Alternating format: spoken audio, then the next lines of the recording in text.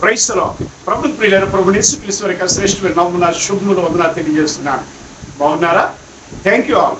నా వీడియో కోసం ఎదురు చూస్తున్న నా సబ్స్క్రైబర్స్ కి హృదయపూర్వక వందనాలు తెలియజేస్తున్నాను. దేవుడు మిమ్మల్ని సర్వదా దీవించును గాక. సత్యముని అనుసరించి సత్యముని వెంబడించాలనుకున్న వారు మీరు కనుక సత్యము బయటకు వస్తుంది కాబట్టి అది ఏంటో మనం చూడాలి. దేవునికి వాక్యపు మర్మములని నన్ను విడువక సబ్స్క్రైబర్స్ గా నన్ను ఫాలో చేస్తున్న ప్రతి ఒక్కరికి కూడా హృదయపూర్వక వందనాలు. చాలా మంది పాస్టర్స్, చాలా మంది నాయకులు ఎదురు చూస్తున్నారు. వారు కూడా ఫోన్ చేసి కూడా అడుగుతున్నారు, ఏముంది వీడియోస్ చేయట్లేదని. కానీ నాకుండే ఆ యొక్క ప్రతికూల పరిస్థితులు బట్టి, నేను కొట్టుమిట్టాడుతున్న సమస్యలు బట్టి నేను మీ మధ్యకి రాలేకపోయాను. కానీ రాకుండా ఉండలేను. ఎందుకంటే ప్రభువారి యొక్క రాకడ అతి సమీపములు ఉంది. ఎంత సమీపములు ఉందో తలుచుకుంటే భయం వేస్తుంది. ఆ యొక్క వీడియో కూడా తర్వాత చేస్తాను. రండి, ఈరోజు అంశం ఏమిటి అంటే ఫేక్ అపోస్తలులకు పరలోకం ఉంటుందా అనేది ఈరోజు ఈ ప్రశ్న. విన్నారా? మీకు తెలియదు కానీ ఈ సబ్జెక్ట్ గురించి వారం రోజుల నుంచి చేస్తున్నాను. స్క్రీన్ రికార్డింగ్ అని ఇదని అదని. తర్వాత నా ఫోన్ సపోర్ట్ చేయకపోవడం, వీడియో కెమెరా సపోర్ట్ చేయకపోవడం, చాలా లేకపోతే టెక్నీషియన్స్ కూడా నాకు లేరు. ఎందుకంటే టెక్నీషియన్స్కి డబ్బులు ఇచ్చి అన్ని యాడ్ చేయాలి, ఇలా చేయండి, అలా చేయండి, తమ్ముడే చేయండి అనడానికి కూడా ఎవరు లేరు. ఒక సహోదరుడు, ఒక పెద్ద ఒక సహోదరుడు నన్ను ప్రేమించిన వ్యక్తి మాత్రమే ఆయనకి బ్రతిమలాడితే ఆయన ఈ తమ్ముడే చేసి నాకు ఇచ్చారు. కాబట్టి టెక్నీషియన్స్ లేరు కనుక, టెక్నీషియన్స్కి పెట్టుబడి పెట్టే స్తోమత లేదు కనుక నేను నేరుగా ఇటువంటి వీడియో చేస్తున్నాను. స్క్రీన్ రికార్డింగ్ చేశాను. కొన్ని కనీసం స్క్రీన్ రికార్డింగ్ అంటే నా యాపిల్ ఐప్యాడ్ నుండి స్క్రీన్ రికార్డింగ్ చేసి వారం రోజుల నుంచి తనుకుంటున్నాను. కానీ ఎంత మాత్రం కూడా వాయిస్ అనేది ఎక్కట్లేదు. తర్వాత నాకు ఆ సెల్ ఫోన్ కెమెరా సరిగ్గా లేకపోయినను ఏదో రీతిగా వాక్యం వెళ్ళిపోవాలి ప్రజలకు అని నిర్దేశించి ఈరోజు మీ మధ్యకి వచ్చాను. థ్యాంక్ యూ అండి. ప్రార్థన చేయండి. మీ అనుదిన ప్రార్థనలో మమ్మల్ని జ్ఞాపకం చేసుకోండి. విశాఖపట్నం ప్రాంతంలో దేవునిక పరిచయం ఉంటున్న రెవరెండ్ డాక్టర్ రాజు కిల్లాడా బైబిల్ డాక్టర్స్ రీసెర్చ్ కాలేజ్ నుండి వాక్యపు అనుభూతి చేత మీ మధ్యకి వచ్చాను. రండి, ఫేక్ అపోస్తలులకు పరలోకం ఉంటుందా అన్నమాట. ఏమిటి ఫేక్ అపోస్తలులకు పరలోకం ఉంటుందా అంటే సమాధానం ఏంటంటే, ఇక్కడ నేను సమాధానం చెప్పే ముందు ఒక చిన్న డిస్క్లైమర్ చెప్తున్నాను. ఒక వ్యక్తిని ఉద్దేశించి కాదు, మొత్తం ఫేక్ అపోస్తలుల వ్యవస్థను ఉద్దేశించి మాత్రమే మాట్లాడుతున్నాను, ఈ వీడియో చేస్తున్నాను. కనుక దయచేసి నా డిస్క్లైమర్ చదువుతున్నాను చూడండి. దయచేసి ఏ ఒక్కరూ నీకే అంటున్నట్లుగా భావించకండి. ఒకవేళ మీరు ఈ వీడియో చూసి నొచ్చుకుంటే, గాయమనిపిస్తే నన్ను క్షమించండి. కానీ బైబిల్లో ఉన్న సత్యమును ప్రతిపాదించుట దేవుడు నాకు ఇచ్చిన పరిచర్య అయి ఉన్నది, పని అయి ఉన్నది, మరియు నా దర్శనం అయి ఉన్నది కూడా. గనుక నేను సత్యమును బయటికి తీయుట మానలేను. ఒకవేళ ఇది మీ కొరకే అన్నట్లు మీకు అనిపిస్తే మారు మనసు పొందండి. పరలోకంలో స్థానాన్ని పదిలిపరచుకోండి, మీకుండే స్థానాన్ని. ఇది నా డిస్క్లైమర్. గనుక ఎవరు ఒక వ్యక్తిని ఉద్దేశించి మాత్రం చేస్తున్న వీడియో కాదు ఇది. కాబట్టి ఈరోజు అంశం ఏంటండి, ఫేక్ అపోస్తలులకు పరలోకం ఉంటుందా బైబిల్ ప్రకారంగా చెప్పండి పాస్టర్ గారని ఏ సహోదరుడైతే నాకు తమ్ముడే చేశాడో ఆ సహోదరుడు ఒక 4 ప్రశ్నలు వేశాడు. ఆ ప్రశ్నలో ఇదొక ప్రశ్న. గనుక నేనంటున్న సమాధానం ఏంటి ఆ సహోదరుడికి అంటే, ఆ సహోదరుడికే కాదు, ఆ యొక్క సేవకులకే కాదు, వింటున్న మీకు అందరికీ కూడా ఇప్పుడు ఉన్న ఫేక్ అపోస్తలులకు పరలోకం ఉండదు. ఏంటండి? ఫేక్ అపోస్తలులకు పరలోకం ఉండదు. ఇప్పుడు 2 విషయాలు మీకు తెలియాలి. మొదటిది ఏంటంటే, ఫేక్ అపోస్తలు అంటున్నారు కదండి, ఎవరు ఫేక్ అపోస్తలు? ఒకటో విషయం. రెండో విషయం, పరలోకం ఉండదు అంటున్నారు కదా, పరలోకానికి ఫేక్ అపోస్తలుకి సంబంధం ఏంటి? రెండో విషయం. మూడో విషయం, వారి బోధనలు వెంబడించే వారికి కూడా పరలోకం ఉండదు అని చెప్తున్నాను. జాగ్రత్త. ఎందుకు ఈ వీడియో చేస్తున్నట్టు, ఒక ప్రక్క ప్రిమేట్ వల్ల మొదలు ఒక ప్రక్క క్రైస్తవ లోకాన్ని ఇబ్బంది పెడుతుంటే, ఒక ప్రక్క ఇక అంతంత మాత్రం జ్ఞానం ఉన్నవారు, లేకపోతే తెలివి తక్కువ అని చెప్పలేము, తెలివైన వాళ్ళని చెప్పలేము, మధ్యస్థ వ్యక్తులు ఏంటట, యేసుక్రీస్తు ప్రభు వారి పుట్టుకని శంకిస్తున్నారు, ఆయన సార్వభౌమాధికారాన్ని శంకిస్తున్నారు. వాళ్ళు మరికొంతమంది ఏం చేస్తున్నారట, సృష్టి ధర్మాన్ని మార్చి దేవదత్తులు వచ్చి పెళ్లి చేసుకుంటున్నారు, మనుషుల్ని సంసారం చేస్తున్నారు, నెఫిలీలు కంటున్నారు అన్న మరి బోధలు. ఇలా చూసి ఏమవుతుందంటే ప్రీమేట్ వల్ల ఈ ఫేక్ అపోస్తుల మీద వీడియో చేయడానికి గల కారణం ఏంటంటే సత్యము బయటికి రావాలి. ఆ ఫేక్ అపోస్తుల యొక్క కోరల్లో బోధల్లో చిక్కున్న వేల కొద్ది లక్షల కొద్ది జనాభా ఉన్నారు. వారు మరలా తిరిగి రక్షణలోనికి రావాలి, సత్యముకి విరిగిన వారే. ఎందుకు అంటే ఈ ఫేక్ అపోస్తులు పరలోకానికి వెళ్ళరు కదా. వారి బోధలు విన్నవారు కూడా, వారి బోధల్ని ఫాలో అవుతున్న వారు కూడా పరలోకానికి వెళ్ళరు. యేసు ప్రభువు అంటారు, ఒకరిని మీ మతమును కలుపుకోవటానికి సముద్రం చుట్టూ వస్తారు కానీ వారు కలిసిన తర్వాత వారిని రెండంతలు నరకపాత్రునిగా చేస్తారనే మాట ప్రకారంగా వీళ్ళు తయారయ్యారు. కనుక ఈ కడవరి దినాల్లో సంఘం ఏ క్షణంలో ఎత్తబడుతుందో తెలియని పరిస్థితులు ఉన్నాం మనం. ప్రతికూల పరిస్థితులు అన్నీ కూడా ఉన్నాయి. దాని మీద వీడియో చేస్తాను. చాలా భయానకం ఆ విషయాలు.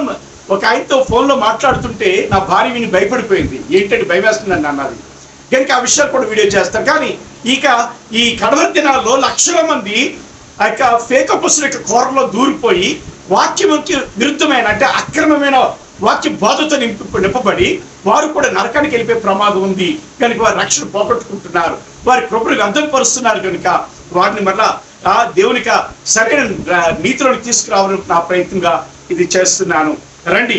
కాబట్టి ఈ ఫేక్ అపోస్తులకు పరలోకం ఉండదు, వారి బోధనలో అనుసరిస్తున్న వారికి కూడా పరలోకం ఉండదు అన్నది. సరే, ఇప్పుడు ఈ సహోదరుడు లేక ఈ సేవకుడు ఏమని ప్రశ్నించాడు నన్ను అంటే, అపోస్తులు అనే దానిని బైబిల్లో ఎవరు ప్రతిపాదించారో, ఇప్పుడున్న అపోస్తులను మనుషులు ప్రతిపాదిస్తే అది బైబిల్ అనుమతిస్తుందా లేకపోతే అది ప్రామాణికం అవుతుందా అని ప్రశ్న వేశారు నన్ను. అయితే మొట్టమొదట యేసుక్రీస్తు ప్రభువారు అపోస్తులని ప్రతిపాదించారు. ఏమైందట? లూకాసు సువార్త 6:13 ఎలా ఉంది చూడండి. ఉదయమైనప్పుడు ఆయన తన శిష్యులను పిలిచి వారిలో 12 మందిని ఏర్పరిచి, శిష్యులను పిలిచారు, వారిలో 12 మందిని ఏర్పరిచారు. ఇంచుమించుగా అప్పటికి 70 మంది శిష్యులు ఉన్నారు. యేసు ప్రభు వారు పంపించినప్పుడు లూకాసు సువార్త 6:10 కూడా ఇంచుమించు 70 మంది శిష్యులు ఉన్నారు. వాళ్ళందరిలో కూడా ఎంతమంది పిలిచాడు? యేసు ప్రభు వారు 12 మంది తన శిష్యులు పిలిచాడు.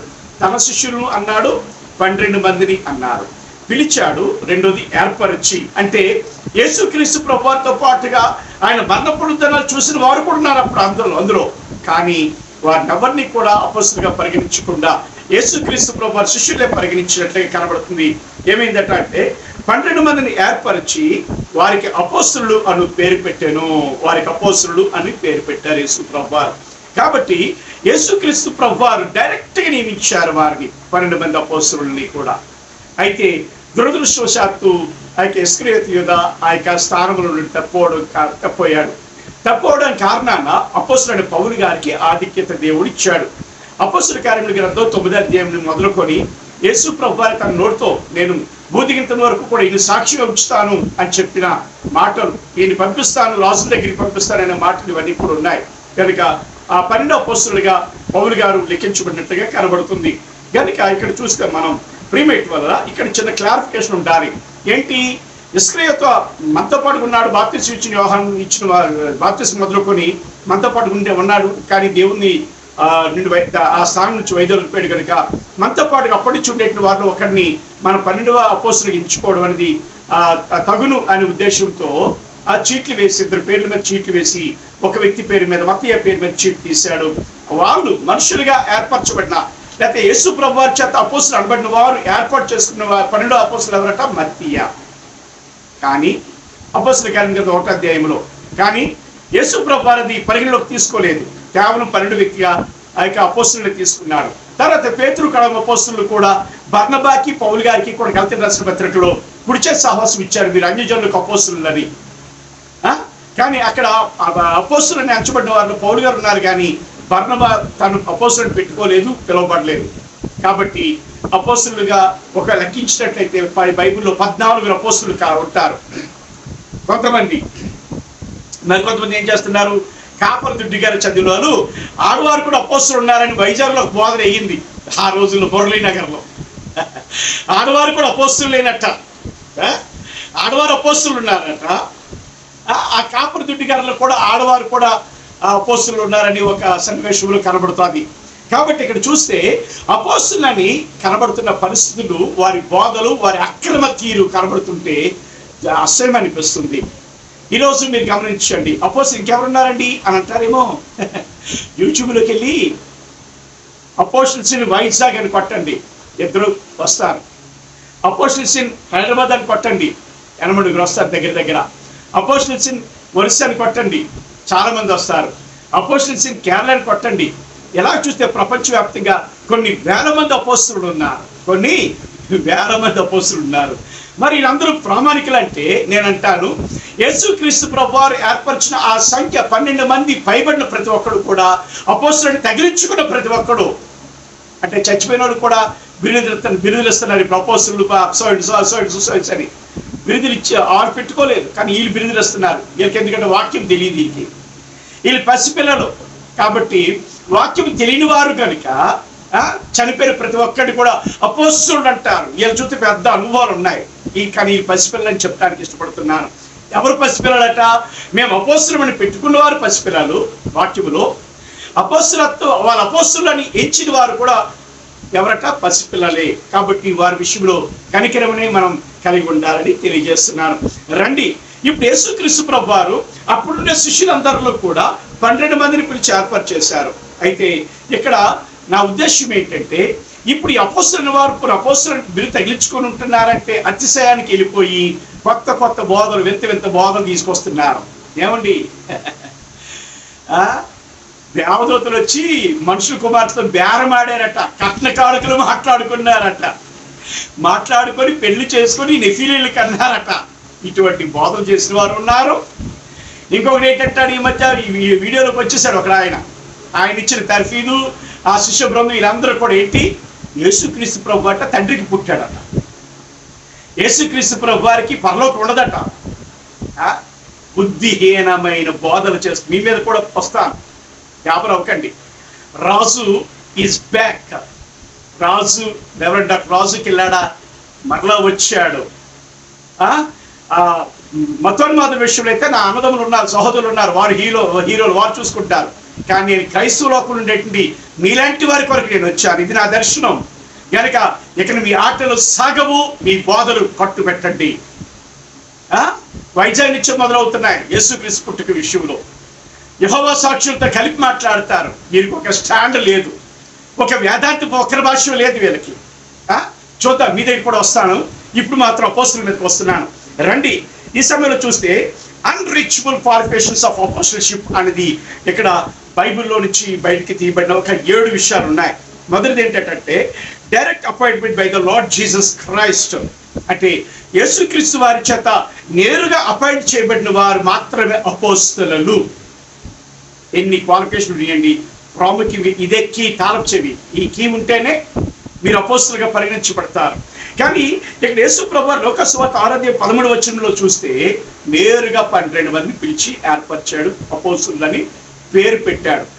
కానీ మనుషుల చేత ఈ సహోదరుడు అడిగాడు, మనుషుల చేత అపోస్తలుని పేరు పెట్టుకున్న వారికి బైబిల్ ప్రామాణికత ఉందా అని అడిగారు. ఈయన బైబిల్ ఒప్పుకుంటుందా అని అడిగారు. ఒప్పుకోదు. ఎందుకంటే పేతురు గారు చీటు వేసి అపోస్తలుడిగా ఒకరిని ఎన్నుకున్నవాడు. మత్తయి కూడా పరిగణించబడలేదు అపోస్తలుడిగా బైబిల్లో. పేతురు కడప అపోస్తలుడు కుడిచే సాహసం ఇచ్చిన బర్నబా కూడా అపోస్తలుడిగా పరిగణించబడలేదు. కానీ కడసారి ఉండేటువంటి అపోస్తలుడు పౌలుకి మాత్రమే పరిగణానికి తీసుకొచ్చాడు. కనుక ఇక్కడ పౌలు గారు కూడా అది క్లెయిమ్ చేస్తున్నారు. ఏం చేస్తున్నారు చూద్దాం రండి. గలతీయులకు రాసిన పత్రిక 1:1 మరియు రోమపత్రిక 1:1 ఏ మనుషుల వలనైనను కాక ప్రభువైన యేసుక్రీస్తు వలనను తండ్రి అయిన దేవుని వలనను నేను అపోస్తలుగా నియమించబడ్డాను అంటున్నారు పౌలు గారు. కనుక 2 ఆధారాలు ఏంటి? గలతీయులకు రాసిన పత్రిక 1:1 తర్వాత రోమపత్రిక 1:1. కనుక direct appointment by the Lord Jesus Christ అపోస్టల్షిప్కి కలిగిన వారే మాత్రమే అపోస్తలుడు తప్ప ఆ 12 మందికి మించి అపోస్తలుని పేరు పెట్టుకున్న వారు ఆ రోజుల్లో కూడా ఉన్నారు. పౌలు గారికి కూడా తలనొప్పి వచ్చింది, తలనొప్పి ఏర్పడ్డది ఆ రోజుల్లో కూడా. మేము అద్భుతాలు చేస్తున్నాం, స్వస్థతల కార్యాలు చేస్తున్నాం, మేము అపోస్తలమే అని చెప్పి అతిశయించడానికి ప్రయత్నిస్తున్నారని పౌలు గారే చెప్తున్నారు. అది చదువుతాను తర్వాత. చూడండి, 2వ క్వాలిఫికేషన్ ఏంటంటే must have been with Jesus Christ his earthly ministry. అంటే యేసుక్రీస్తు ప్రభువు యొక్క భూసంబంధమైన పరిచర్యలో మీరు కూడా ఎలా ఉండాలట అంటే మీరు కూడా మస్ట్ హ్యావ్ బీన్ విత్, అంటే యేసు ప్రభువుతో పాటు ఉండి తీరాలి అపోస్తలులు అనబడి ప్రతి ఒక్కరు కూడా. ఉన్నవారైనప్పుడు కూడా 70 మందిలో 12 మందిని ఎంచుకున్నారు తప్ప ఉన్నవారిని కూడా యేసు ప్రభువు అపోస్తులుగా పరిగణించలేదు. స్త్రీలను అపోస్తులుగా పరిగణించలేదు. కానీ ఇప్పుడు స్త్రీలను కూడా అపోస్తులుగా పరిగణించిన బోధలు వచ్చేస్తున్నాయి. ఘోరం. ఒక స్త్రీ అపోస్తులు సెండ్రా అనే ఆమె నాకు పరిచయం అయింది. ఆమె నన్ను ఒక తల్లిలాగా చూసుకుంటాను అనేది కూడా. కానీ నేను ఎందుకు ఆవిడ యొక్క ఆఫర్స్ని, ఆవిడిచ్చిన గిఫ్ట్స్ని రిజెక్ట్ చేశానంటే, మీరు తప్పులో ఉన్నారు, మీరు అపోస్తులు కాదు అని నేను ఆవిడతో వాదించాను. కానీ ఆవిడిచ్చిన గిఫ్ట్స్ తీసుకుంటే ఆ యొక్క అక్రమంలో నేను కూడా పాల్వాడిని అవుతానేమో, ఆవిడ అపోస్తులు సెంటర్ని పిలిచి పాల్వాడిని అవుతానే భయముతో రిజెక్ట్ చేశానండి. ఫారెన్ సపోర్ట్ కూడా తెలుసా. ఆవిడ రమ్మంది కానీ అక్కడికి వెళ్ళటానికి కూడా ఇష్టపడలేదు నేను. తెలుసా ఎందుకు? డబ్బు ముఖ్యం కాదు, దైవిక క్రమం ముఖ్యం. ఓకే. తర్వాత మూడో క్వాలిఫికేషన్ ఏంటంటే, endowed with miraculous power as signs of an apostles. అంటే అపోస్తుల యొక్క చిహ్నములుగా అద్భుతాలు చేసే శక్తి, మహత్కార్యాలు చేసే శక్తి వారికి ఉంటుంది. కొరింథీయులకు రాసిన 2వ పత్రిక 12:12. కానీ ఈ మాట బట్టి చూసినా ఇది కూడా అపోస్తలత్వానికి యేసుక్రీస్తు వారి యొక్క డైరెక్ట్ అపాయింట్మెంట్ లేకపోతే ఇది బలహీనమైపోద్ది. ఈ క్వాలిఫికేషన్ కూడా యేసుక్రీస్తు వారి యొక్క డైరెక్ట్ అపాయింట్మెంట్ లేకపోతే ఈ క్వాలిఫికేషన్ కూడా బలహీనమైపోద్ది. ఎందుకంటే ఆ రోజుల్లో అద్భుతాలు చేసిన వాళ్ళు ఉన్నారు, మహత్కార్యాలు చేసిన వాళ్ళు ఉన్నారు. కానీ ఈ రోజులు కూడా అద్భుతాలు చేశారు, పెంతెకోస్తు కదా అపోస్తులు అయ్యే అవకాశం ఉంటుంది అంటున్నారేమో.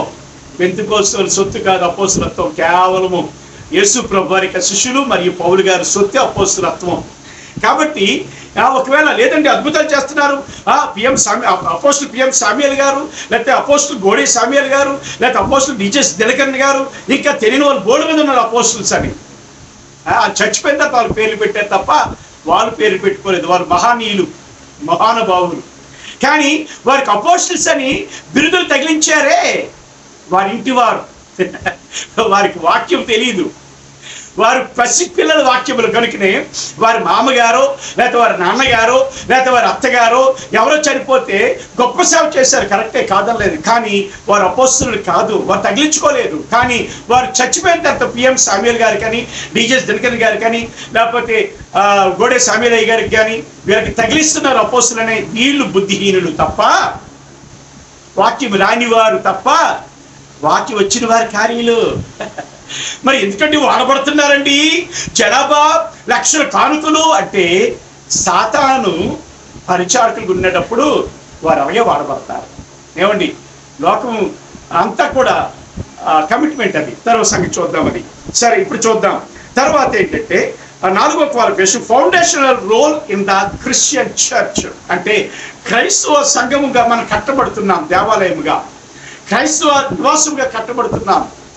మన దేవాలయం కట్టబడుతున్నాం మనం. కానీ ఆ దేవాలయం కట్టబడిన వారికి పునాదులు ఎవరట? ఎఫెసీయులకు రాసిన పత్రిక 2:20-21లో ఏముంది అంటే, ఆ ఎఫెసీయులకు రాసిన పత్రిక 2:20-21లో ఏముందంటే, క్రీస్తే మూలరాయి అయి ఉండగా అపోస్తలులను ప్రవక్తలను వేసిన పునాదుల మీద మీరు కట్టబడుచున్నారు అని చెప్తూ 21వ వచనంలో మీరు దేవాలయముగా కట్టబడుచున్నారు అని, అభివృద్ధి నొందుచున్నారని మాట్లాడుతుంటుంది. అంటే పునాది ఎవరు వేశారు?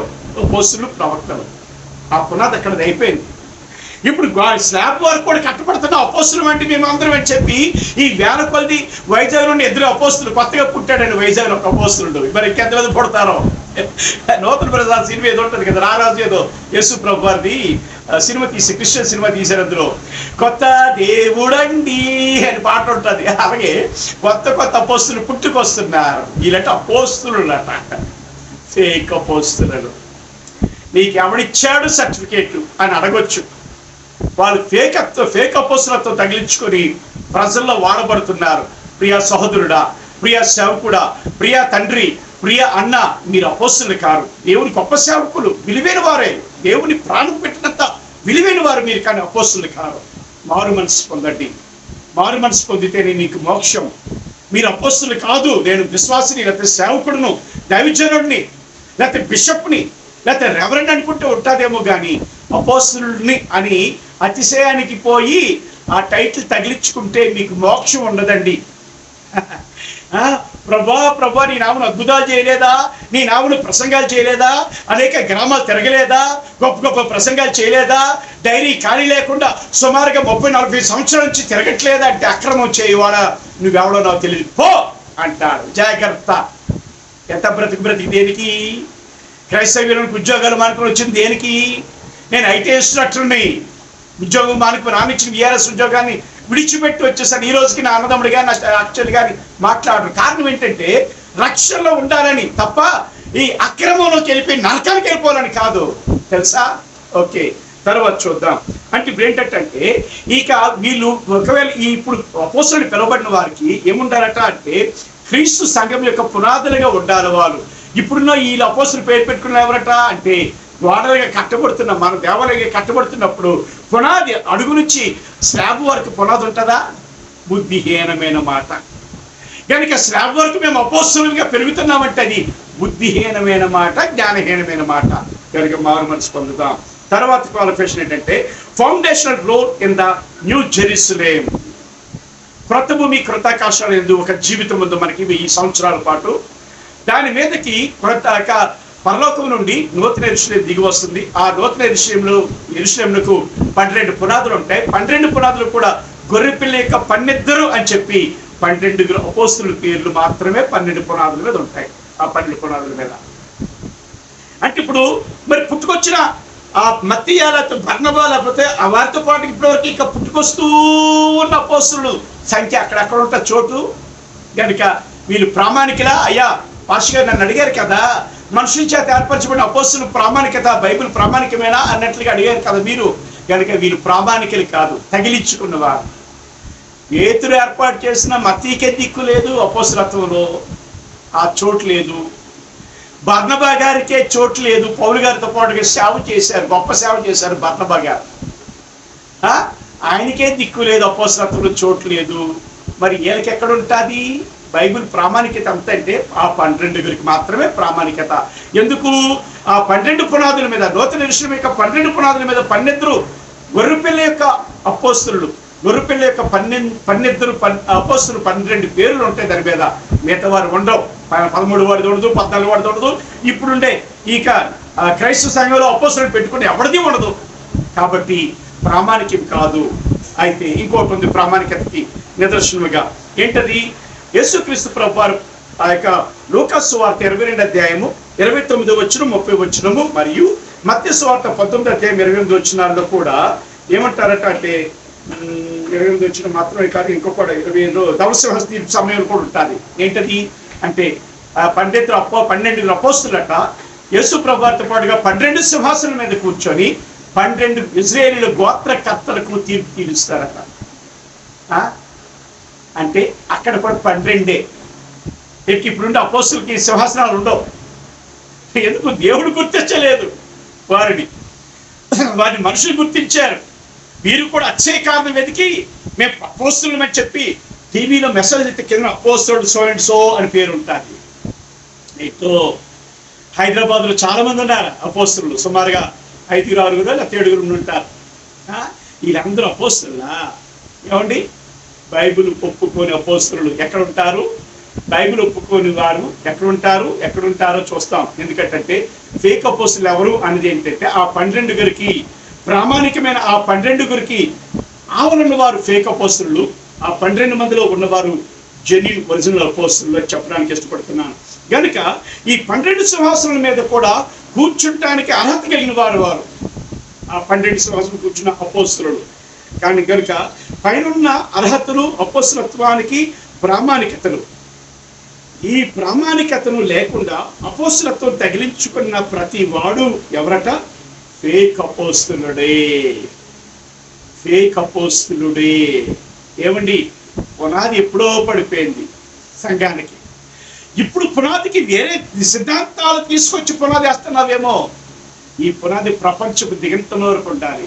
నువ్వు మహా అయితే 10 దేశాలు వెళ్తావేమో, మహా అయితే 20 దేశాలు వెళ్ళేవేమో, మహా అయితే 30 దేశాలు వెళ్ళేవేమో, మహా అయితే 50 దేశాలు వెళ్ళేవేమో. కానీ నీ బోధ ప్రపంచపు దిగంతం వరకు వెళ్ళలేదు. బైబిల్ మాత్రమే ప్రపంచపు దిగంతం వరకు వెళ్ళింది. ఆ 12 అపోస్తలుల యొక్క అనుభవాలు, వారి బోధలు వెళ్ళాయి. కనుక నువ్వు ప్రామాణికం కాదన్నా, నువ్వు ప్రామాణికం కాదు నాన్న, నీవు ప్రామాణికులు కాదు తండ్రి.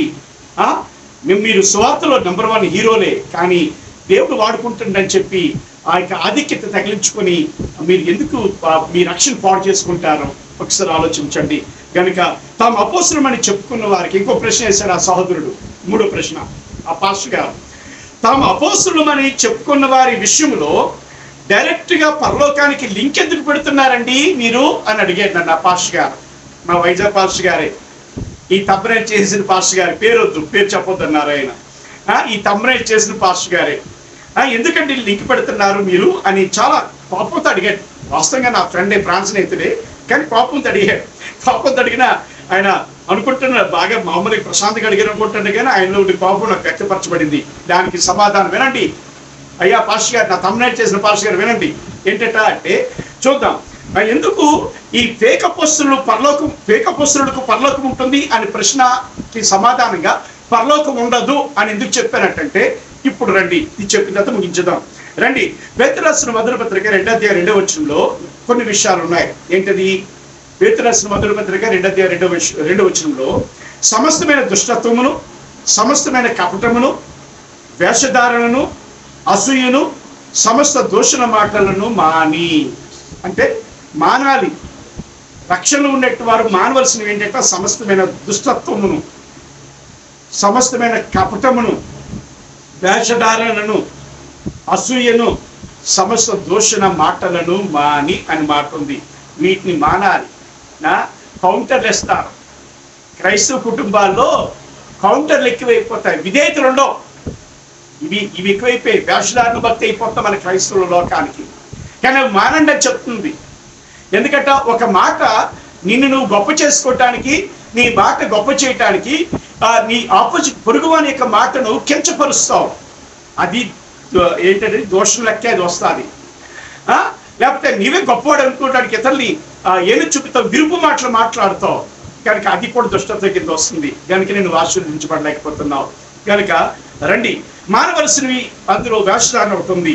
ఇప్పుడు నేను అంటాను, వేషధారణ నిత్యత్వపు స్థానం అవుతుంది. వేషధారులకి ఉండే నిత్యత్వపు స్థానం అయితే పరలోకము లేకపోతే నరకం కదా. అందులో ఏదో చూద్దాం, మన వాక్యంలో చూద్దాం. డైరెక్ట్ చెప్పవచ్చు, నేను నిత్యత్వపు స్థానం నరకం అని చెప్పొచ్చు. గట్స్ నాకున్నాయి. కనుక కానీ వాక్యంలో చూపించాలని ఆశపడుతున్నాను. రండి, అది ఎక్కడుందంటే మనకు వస్తుంది క్రమేప్ సీక్వెన్స్లో. అయితే ఇప్పుడు ఏంటంటే కొరింథీయులకు రాసిన 2వ పత్రిక 11వ అధ్యాయం 12వ వచనం, 11వ అధ్యాయం 13వ వచనం, 11వ అధ్యాయం 14వ వచనం, 11వ అధ్యాయం 15వ వచనం, ఇవన్నీ ఒక సీక్వెన్స్లో రాయబడ్డాయి. అపోస్తలత్వ విషయంలో, వేషధారణ అపోస్తల విషయంలోనే రాయబడ్డాయి ఈ సీక్వెన్స్ అంతా కూడా ఈ వాక్యంకి.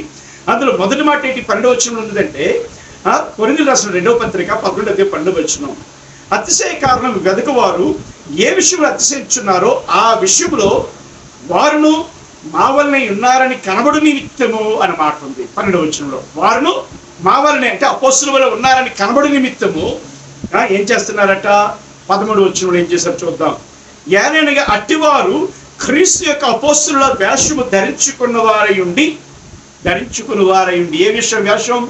క్రీస్తు యొక్క అపోస్తలులు అంటే గొర్రెపిల్ల యొక్క అపోస్తలులు 12 వారి వలె అపోస్తల వేషం, క్రీస్తు యొక్క అపోస్తల వేషము ధరించుకున్న వారి ఉండి దొంగ అపోస్తలులను మోసగాండ్రును పనివారనై ఉన్నారు. మోసగాండ్రగు పనివారనై ఉన్నారు అని మాట ఇక్కడ కనబడుతుంది. అంటే ఇప్పుడు ఎవరు వీళ్ళు? క్రైస్తవులే, క్రీస్తు బోధ బోధించిన వాళ్ళే. వీళ్ళు ఎవరట అంటే క్రీస్తు యొక్క అపోస్తల వేషం ధరించుకొని దొంగ అపోస్తలులట, మోసగాండ్రగు పనివారు. అంటే వీరెవరు? వేషం ధరించుకున్న వారు. మరి పేతురు ఏమంటున్నాడు? ఏం మానమని చెప్పాడు? అందులో ఒకటి వేషధారణను మాని, వేషధారణ కూడా మాని అన్నాడు. ఇక్కడ చూస్తే వీళ్ళెవరట? క్రీస్తు యొక్క అపోస్తల వేషం ధరించుకున్న దొంగ అపోస్తలులట. ఏంటంటే మోసగాండ్రనే ఉన్నారంట. తర్వాత చూద్దాం అదే సీక్వెన్స్ లో. ఇది ఆశ్చర్యం కాదు, సాతాను తానే వెలుగుదూత వేషము ధరించుకుంటున్నాడు. ఇది ఆశ్చర్యం కాదు. ఎందుకు? సాతాను కూడా తానే వెలుగుదూత వేషం ధరించుకుంటున్నాడు. అయితే ఏంటట అంటే 15వ వచనంలో చూడండి ఆ సీక్వెన్స్. కనుక వాని పరిచారకులను నీతి పరిచారకుల వేషము ధరించుకున్నట్టు గొప్ప సంగతి కాదు. ఎవరు పరిచారకులు? వీళ్ళు గొర్రెపిల్ల 12 అపోస్తలుల వేషం ధరించుకున్నవారు ఎవరు పరిచారకులు అని చెప్తుంది వాక్యం. నేను డిసైడ్ చేస్తుంది, నేను కాదు, వాక్యం చెప్తుంది. కనుక ఎవరు ఇల్లట అంటే ఏమండి, క్రీస్తు యొక్క అపోస్తలుల వేషం ధరించుకున్న వారు వీళ్ళు ఎవరట అంటే వాని పరిచారకులు. ఎవరు పరిచారకులు? సాతాను తానే వెలుగుదూత వేషం ధరించుకుంటున్నాడు అంటే వాని పరిచారకులు, అంటే సాతాను పరిచారకులు అంటే వీళ్ళు. బైబిల్ క్రమం వేరే, బైబిల్ ప్రామాణికత వేరే. ఆ బైబిల్ ప్రామాణికతకు క్రమానికి విరుద్ధమైన ఆ క్రమంలో పాటిస్తూ ఏం చేస్తున్నారు? మేము అపోస్తలుని అని ప్రకటించుకుంటున్నారు, తప్పుడు బోధలు కూడా తీసుకొస్తున్నారు.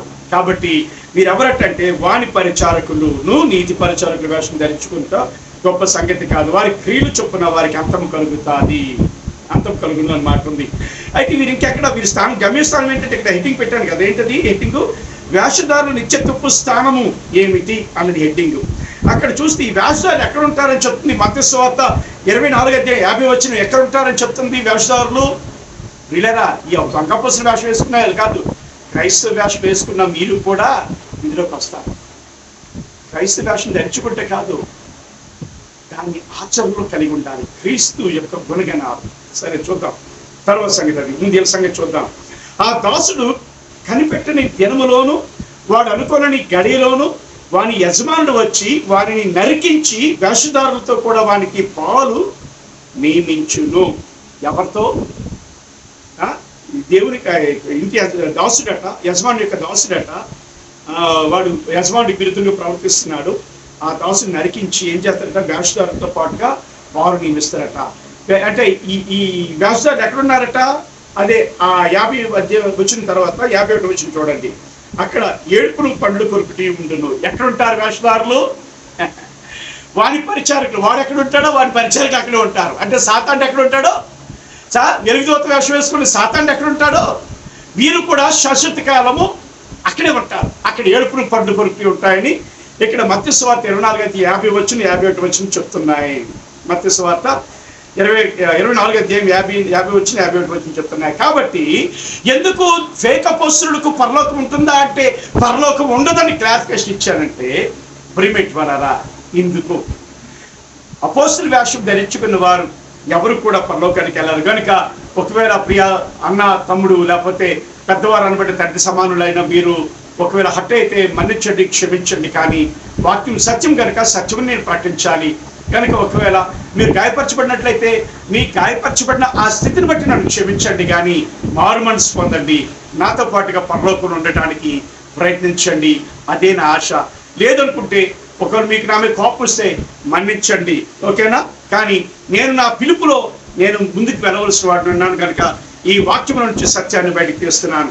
రండి, ప్రకటన గ్రంథంలో కూడా యేసుక్రీస్తు ప్రభువు ఏం చేశారంటే ఎఫెసు సంఘాన్ని సాగిస్తున్నారు. వారు అపోస్తలు కాకి తమ అపోస్తలను చెప్పుకున్న వారిని పరీక్షించి ఏం చేసావట?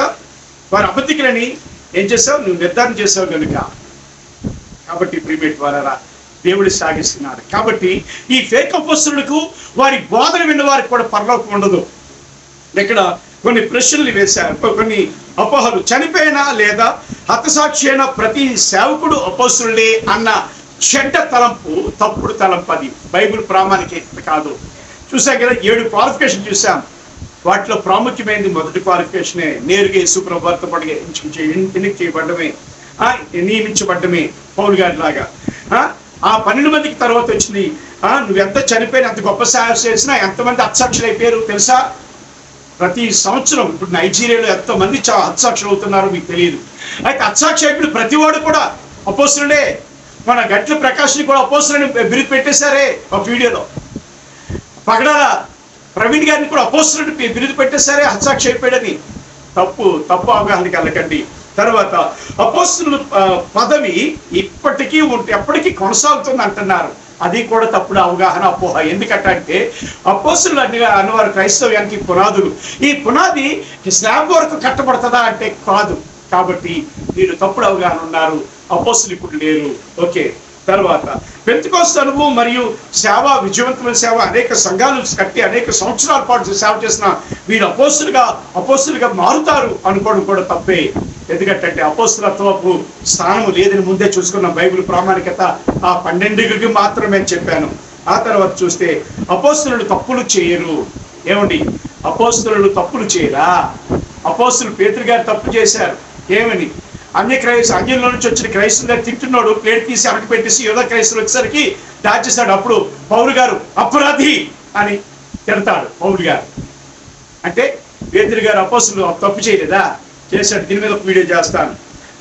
తర్వాత ఏంటంటే అపోస్తలుల మాటలు బోధలు బైబిల్కి సరిపోకపోయినా సరే వినాలి అనుకోవడం తప్పు.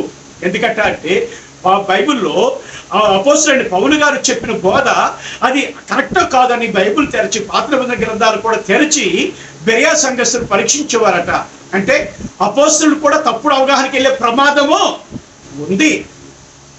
ఉందా లేదా? పౌలు గారే చెప్తున్నారండి గలతీయులకు కోటదేవులో, మేము చెప్పు సువార్త మరలా వచ్చి ఇది కాదు వేరు సువార్త అని మేమేనను పరలోకంలో వచ్చేసిన దేవదూత అని చెప్తే వారు శాపగ్రస్తులు అవుతారు. అంటే అర్థం ఏంటంట? అపోస్తలుని మేము కూడా తప్పులో అడుగేసే అవకాశం ఉంది.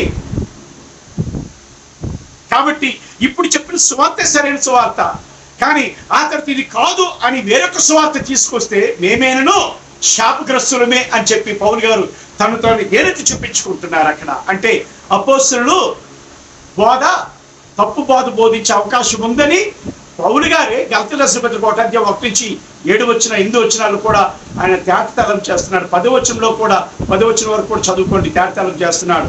కనుక అపోస్తలులు మాటలు లేక వారి బోధలు బైబిల్కి సరిపోకపోయినా సరే వినాలి, అదే సత్యం అనుకునే మీ తప్పుడు అవగాహన బట్టి వారి బోధల్లో కూరుకుంటున్న విశ్వాసులారా, మీరు బయటికి రండి. ఎవరిని అపోస్తలుని ఎంచకండి. పౌలు గారు చెప్పిందే అలా ఉందో లేదని బెరియా సంఘస్థులు పరీక్షించారంటే పౌలు గారే సాక్ష్యం చెప్పారు. నేను చెప్పింది ఇది కాక మరొక సువార్త చెప్తే నేనైనా శాపగ్రస్తున్నాను. అంటే అపోస్తలుని పిలువబడిన వారు చెప్పే బోధలు తప్పుడు బోధలుగా వచ్చే అవకాశము ఉండి తీరుతుంది. ఓకే, తర్వాత అపోస్తలుల పిలుపు అనుభవం ఆధారంగా వస్తుంది. ఏం ఆధారంగా వస్తుంది? యేసు ప్రభువు నేరుగా పిలిస్తేనా ఆ పిలుపు. అది కూడా 12 మందికి మాత్రమే, ఆ 12 మాత్రమే బైబిల్ ఆమోదం ప్రాముఖ్యత ఉంది తప్ప అనుభవాలు సంఘాలు ఎక్కువ కట్టాడు, డబ్బు ఎక్కువ వెచ్చల్లాడు, అద్భుతాలు చేశాడు, స్వస్థతలు చేశాడు, ప్రపంచంలో ఒక 100 దేశాలు తిరిగాడైతే అపోస్తలుడు అవ్వడం. ఓకేనా?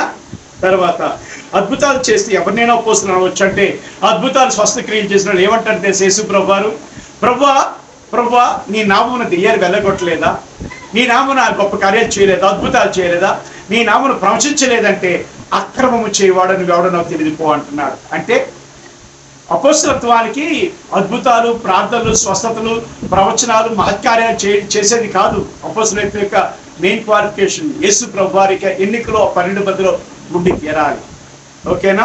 కాబట్టి ఇటువంటి తప్పుడు అవగాహన అన్నింటినీ కూడా వెళ్ళిపోతే మీరేం చేయబడతారంటే నరకానికి వెళ్తారు. కాబట్టి ఒక విషయం గుర్తుంచుకోండి, అపోస్తలులుగా పిలవబడటం ఒక తప్పు, వారిని వెంబడిస్తున్న మీరు వారిని వెంబడించడం తప్పు. మీరు ఏమని వెంబడిస్తున్నారు? గొప్ప అనుభవం కలిగి ఉన్నాడు, గొప్ప వాక్యం కలిగి ఉన్నాడు కనుక ఈయన అపోస్తలులను మీరు వెంబడిస్తున్నారు. కానీ అపోస్తలులు కూడా తప్పుడు బోధ బోధించే అవకాశం ఉంది. అభిషక్తులు అనబడిన వారు కూడా అబద్ధాలు చెప్పే అవకాశం ఉందని బైబిల్లో ఉంది. అది సపరేట్ వీడియో చేస్తాను. దాని విషయంలో చాలా మంది నాకు విభేదించారు. ఏమండి, అభిషేకం ఉండేటువంటి వారు అబద్ధాలు ఆడారని ఒక మాట క్లూ ఇచ్చి ఆపేస్తాను. స్టెఫను అబద్ధాలు చెప్పారు. బైబిల్ ఉండే స్టెఫనే అబద్ధాలు చెప్పాడు. ఆ స్టెఫను మాటలు వింటే ఆది కాండంలో కొన్ని అధ్యాయాలు చింపేయాలి తెలుసా? అది వేరే వీడియో చేస్తాను. ఎందుకంటే చాలా మంది సేవకులు నాతో విభేదించారు ఆ విషయంలో, అది కూడా చూద్దాం. కాబట్టి ఫేక్ అపోస్తలుడికి పరలోకం ఉండదు, వారి బోధలు వెంబడించిన వారికి పరలోకం ఉండదు. ఫేక్ అపోస్తలత్వాన్ని ప్రోత్సహించిన వారు కూడా అక్రమములు ఉన్నవారు. అంటే బైబిల్ క్రమానికి దాటిన ప్రతిదీ కూడా అక్రమమే. కనుక అక్రమము చేయి రాజు. మనకు వీడికి వెళ్ళాను పెళ్లి చేయడానికి, వెళ్తే అపోస్తలుడు బిషప్ రాజుగారు వచ్చారన్నాడు. ప్రభా క్షమించని దుఃఖపడిపోయాను. నేను అపోస్తలుడు అంటారేంటండి? నేను పాస్టర్ గారినండి. అపోస్తలుని పెట్టి తగ్గించుకుంటే నరకానికి వెళ్తాను, నాకు అంత అక్కర్లేదు. నన్ను నరకానికి తీసుకెళ్ళి నా క్వాలిఫికేషన్ నాకు అక్కర్లేదండి. నన్ను నరకానికి తీసుకెళ్ళి నా అతిశయం నాకు అక్కర్లేదు. నేను పాస్టర్ గారినే తప్ప ఏంటంటే అపోస్తలులు అనిపించుకోవడానికి అర్హత ఎవరికీ లేదు భూమి మీద. ఓకేనా? కనుక జ్ఞాపకం చేసుకోండి, వాక్యపు సత్యముగా మీరు నడవండి. తర్వాత యేసుక్రీస్తు ప్రభువారు పుట్టారు, యేసుక్రీస్తు ప్రభువారికి పరలోకం ఉండదని చెప్పిన ఆ బుద్ధిహీనమైన వారికి సమాధానాలకి సిద్ధంగా ఉండండి. Thank you all. వీలైతే ఈ అపోస్తులతో మీద ఎవరైనా నన్ను ప్రశ్నిస్తే మరలా ఇంకొక వీడియో చేయడానికి సిద్ధంగా ఉంటాను. ఫేక్ అపోస్తులకి పరలోకం ఉంటుందా 2 అనే వీడియో కూడా చేయడానికి ఇష్టపడతాను కనుక thank you all. Thank you.